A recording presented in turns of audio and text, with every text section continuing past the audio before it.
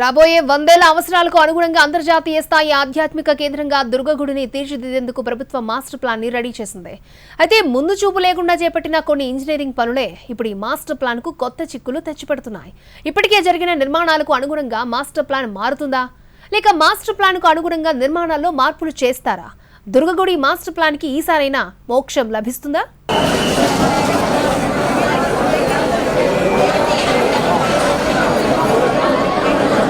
విజయవాడ ఇంద్రకీలాద్రి కనకదుర్గమ్మ కొలువైన పవిత్ర క్షేత్రం. ప్రతిరోజు వేలాది మంది భక్తులు అమ్మవారిని దర్శించుకుంటారు. ప్రత్యేక పర్వదినాలు, ఉత్సవాల సమయంలో భక్తుల సంఖ్య లక్షల్లోకి చేరుతుంది. కాలంతో పాటు భక్తుల రద్దీ పెరుగుతోంది. వాహనాల సంఖ్య పెరుగుతోంది. భక్తులకు అవసరమైన మౌలిక వసతుల అవసరం పెరుగుతోంది. ఈ నేపథ్యంలో ఇంద్రకీలాద్రిని రాబోయే 100 అవసరాలకు అనుగుణంగా అంతర్జాతీయ స్థాయి ఆధ్యాత్మిక కేంద్రంగా తీర్చిదిద్దేందుకు మాస్టర్ ప్లాన్ సిద్ధం చేసింది ప్రభుత్వం. సుమారు 100 కోట్ల రూపాయల అంచనా వ్యయంతో భక్తుల సౌకర్యార్థం శాశ్వత ప్రాతిపదికన మౌలిక వసతులను అభివృద్ధి చేయాలి అన్నది ఈ ప్రణాళికలో ప్రధాన ఉద్దేశం. కొండపై భక్తుల రద్దీని నియంత్రించడం, వాహనాల రద్దీని తగ్గించడం, భక్తులకు మెరుగైన క్యూలైన్ సౌకర్యం కల్పించడం, ప్రసాదం, అన్నదానం వంటి వసతులను విస్తరించడం, భవిష్యత్ అవసరాలకు అనుగుణంగా కొత్త మౌలిక వసతులు కల్పించడం, ఇలా మొత్తం ఇంద్రకీలాద్రి అభివృద్ధిని ఒక సమగ్ర ప్రణాళికలోకి తీసుకురావాలి అన్నది లక్ష్యం. కానీ ఈ మాస్టర్ ప్లాన్ రూపకల్పనలోనే ఇప్పుడు అసలు సవాలు ఎదురవుతోంది. ఇప్పటికే ఇంద్రకీలాద్రిపై చేపట్టిన కొన్ని నిర్మాణాలు భవిష్యత్ ప్రణాళికలకు అవరోధంగా మారే పరిస్థితి ఏర్పడింది. ఒక పని పూర్తి కాకముందే మరో నిర్మాణం చేపట్టడం భవిష్యత్ అనుసంధానాలను పూర్తిగా పరిగణలోకి తీసుకోకపోవడంతో ఇప్పుడు మొత్తం మాస్టర్ ప్లాన్ రూపకల్పనను క్లిష్టంగా మార్చింది. ఇందులో ప్రధానంగా చెప్పుకోవాల్సిందే ఎలివేటెడ్ క్యూ కాంప్లెక్స్. భక్తులు ఎండలో, వర్షంలో ఇబ్బందులు పడకుండా కనకదుర్గానగర్ నుంచి ఎలివేటెడ్ అప్రోచ్ ద్వారా మహామండపం వరకు తీసుకెళ్లేలా ఈ క్యూ కాంప్లెక్స్ ను నిర్మిస్తున్నారు. తిరుమల తరహాలో భక్తులను క్రమబద్ధంగా కంపార్ట్మెంట్లలో ఉంచి దశలవారీగా దర్శనానికి పంపించే విధానాన్ని అమలు చేయాలి అన్నది ప్రతిపాదన. ప్రస్తుతం ఈ ఎలివేటెడ్ క్యూ కాంప్లెక్స్ పనులు దాదాపు 40% పైగా పూర్తయ్యాయి. అయితే ఈ నిర్మాణం ఎక్కడితో ముగుస్తుంది? మహామండపంతో ఎలా అనుసంధానమవుతుంది?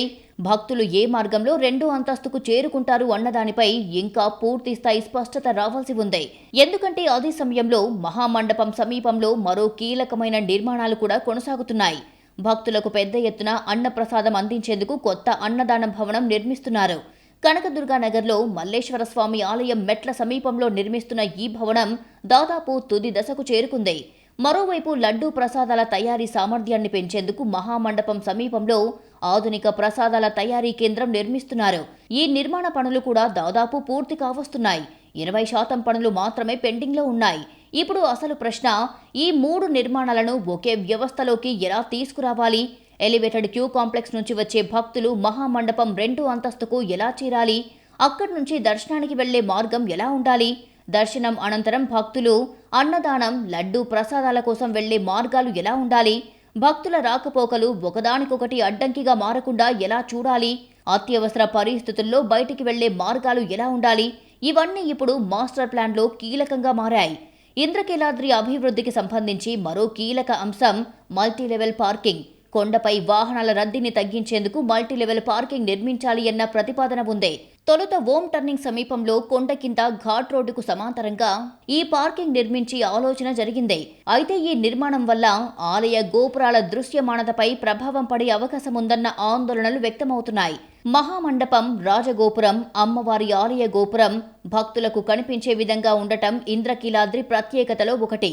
పార్కింగ్ భవనం నిర్మాణం వల్ల ఈ దృశ్యమానత తగ్గే అవకాశం ఉంటే నిర్మాణ దిశ, ప్రాంతం, ఎత్తుపై పునరాలోచన చేయాల్సిన అవసరం ఉంటుంది. వాహనాల రద్దీ తగ్గించేందుకు పార్కింగ్ అవసరమే. కానీ ఆ పార్కింగ్ కారణంగా ఆలయ నిర్మాణాల వైభవం కనిపించకుండా పోకూడదు. కొండ స్థిరత్వానికి ఇబ్బంది కలగకూడదు. ఘాట్ రోడ్డుపై ట్రాఫిక్ సమస్యలు తలెత్తకూడదు. భవిష్యత్తులో మరిన్ని నిర్మాణాలకు ఇబ్బంది కలగకూడదు. అందుకే మల్టీలెవెల్ పార్కింగ్ విషయంలో కూడా ఆర్కిటెక్ట్ డిజైన్, సాంకేతిక అధ్యయనం ఆధారంగానే తుది నిర్ణయం తీసుకునే అవకాశం ఉంది. ఈ మొత్తం సమస్యకు పరిష్కారం కనుగొనేందుకు దేవాదాయ శాఖ అధికారులు ప్రత్యేక దృష్టి సారించారు. చెన్నైకి చెందిన ఆర్కిటెక్ట్ నిశ్చల్ను ఇంద్రకీలాద్రికి పంపించి మొత్తం ప్రాంతాన్ని స్కాన్ చేపించారు. ఇప్పటికే పూర్తయిన నిర్మాణాలు, కొనసాగుతున్న అభివృద్ధి పనులు, ప్రతిపాదిత ప్రాజెక్టులు, భక్తుల రాకపోకలు, కొండ భౌగోళిక పరిస్థితులు, భవిష్యత్ అవసరాలన్నింటినీ పరిగణలోకి తీసుకొని సమగ్ర డిజైన్ సిఫార్సులు చేయనున్నారు. ఈ ఆర్కిటెక్ట్ ఇచ్చే డిజైన్లు ఇప్పుడు కీలకంగా మారనున్నాయి. ఎందుకంటే ఇప్పటికే జరిగిన నిర్మాణాలను పూర్తిగా మార్చడం అంత సులభం కాదు. అదే సమయంలో వాటిని పరిగణలోకి తీసుకొని మాస్టర్ ప్లాన్ రూపొందిస్తే భవిష్యత్ అవసరాలకు అది ఎంతవరకు సరిపోతుంది అన్నది కూడా ప్రశ్నే. అందుకే ప్రస్తుత నిర్మాణాలకు అనుగుణంగా మాస్టర్ ప్లాన్ మార్చాలా, లేక మాస్టర్ ప్లాన్కు అనుగుణంగా నిర్మాణాల్లో మార్పులు చెయ్యాలా అన్నది తేలాల్సి ఉంది. ఇక మాస్టర్ ప్లాన్లో పశుపతాలయం నిర్మాణం కూడా కీలక ప్రతిపాదనగా ఉంది. అయితే కొండపై భారీ నిర్మాణాలు చేపట్టే ముందు ఇంద్రకీలాద్రి స్థిరత్వంపై సమగ్ర అధ్యయనం అవసరం. అందుకే national institute of rock mechanics నిపుణుల ద్వారా కొండ స్థిరత్వాన్ని పరిశీలించే ప్రక్రియ ప్రారంభమయ్యింది. కొండలోని రాతి నిర్మాణం, భూగర్భ పరిస్థితులు, భారీ నిర్మాణాలను తట్టుకునే సామర్థ్యం, వర్షాకాలంలో నీటి ప్రవాహం వంటి అంశాలను చూస్తున్నారు. ఇవన్నీ పూర్తయిన తర్వాతే భారీ నిర్మాణాలపై తుది నిర్ణయం తీసుకునే అవకాశం ఉంది. ఇంద్రకీలాద్రిపై పెరుగుతున్న వాహన రద్దీకి పరిష్కారం చూపేందుకు ప్రస్తుత ఘాట్ రోడ్డును విస్తరించి అంశాన్ని కూడా పరిశీలిస్తున్నారు. అదే సమయంలో ట్రాఫిక్ సమస్యలకు శాశ్వత పరిష్కారంగా ప్రత్యామ్నాయ రెండో ఘాట్ రోడ్డు నిర్మించే అవకాశాలపైన సాంకేతిక అంశాలను పరిశీలిస్తున్నారు. అయితే కొండపై ఏ కొత్త రహదారి నిర్మించినా పర్యావరణం, కొండ స్థిరత్వం, భక్తుల రాకపోకలు, వాహనాల నిర్వహణ వంటివి సమన్వయం చేయాల్సి ఉంటుంది.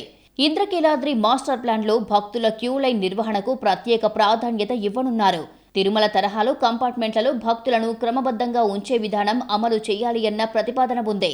కనకదుర్గ నగర్ నుంచి ఎలివేటెడ్ క్యూ కాంప్లెక్స్ మీదుగా మహామండపం 2వ అంతస్తుకు భక్తులను తీసుకెళ్లి అక్కడి నుంచి నియంత్రిత విధానంలో దర్శనానికి పంపించాలి అన్నది ఈ ప్రతిపాదనలో ప్రధాన ఉద్దేశం. ఈ విధానం సక్రమంగా అమలు కావాలంటే ఎలివేటెడ్ క్యూ కాంప్లెక్స్, మహామండపం అనుసంధానం అత్యంత కీలకం. ఇక్కడే ప్రస్తుతం జరుగుతున్న నిర్మాణాలు భవిష్యత్ మాస్టర్ ప్లాన్తో కలవాల్సిన అవసరం ఏర్పడింది. భక్తుల సౌకర్యాల విషయంలో కూడా కొత్త ప్రతిపాదనలు ఉన్నాయి. ఇంద్రకీలాద్రి దిగువన అందుబాటులో ఉన్న ప్రాంతాల్లో కొత్త కేశఖండనశాల, భక్తుల విశ్రాంతి కోసం డార్మిటరీలు, అదనపు పార్కింగ్ సౌకర్యాలు, యాగశాల, ఇతర అనుబంధ వసతులను అభివృద్ధి చేయాలి అని భావిస్తున్నారు. అంటే భక్తుడు ఆలయానికి వచ్చే క్షణం నుంచి దర్శనం చేసుకుని తిరిగి వెళ్లే వరకు మొత్తం ప్రయాణాన్ని ఒకే సమగ్ర వ్యవస్థలోకి తీసుకురావాలి అన్నది మాస్టర్ ప్లాన్ ఉద్దేశం.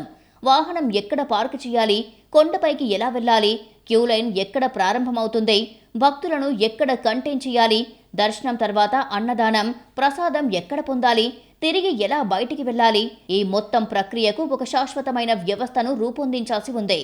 ఇక కేంద్ర ప్రభుత్వం అందిస్తున్న ప్రసాద పథకం ద్వారా మరిన్ని నిధులు తీసుకురావడానికి కూడా దేవస్థాన అధికారులు ప్రతిపాదనలు సిద్ధం చేస్తున్నారు.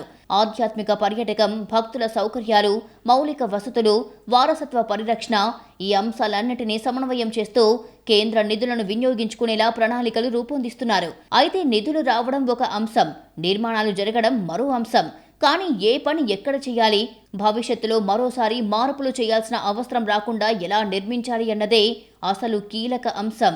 చెన్నై ఆర్కిటెక్ట్ ఇచ్చే డిజైన్లు, సాంకేతిక నిపుణుల సూచనలు, కొండ స్థిరత్వంపై అధ్యయనాలు, ఇప్పటికే జరుగుతున్న నిర్మాణాల వాస్తవ పరిస్థితులు, వీటన్నిటి ఆధారంగానే ఇంద్రకీలాద్రి భవిష్యత్ అభివృద్ధి దిశ నిర్ణయించబడనుంది.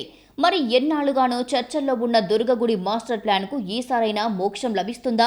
ఇప్పటికే జరిగిన నిర్మాణాల మధ్య రాబోయే 100 ఏళ్ల అవసరాలకు సరిపోయేలా ఇంద్రకీలాద్రికి సరైన దిశను అధికారులు ఎలా నిర్ణయిస్తారు? భక్తుల సౌకర్యం, ఆలయ వైభవం, కొండ పర్యావరణం, భవిష్యత్ అవసరాలు, ఈ 4 అంశాల మధ్య సమతుల్యత ఎలా సాధిస్తారు అన్నదే ఇప్పుడు ఆసక్తికరంగా మారింది.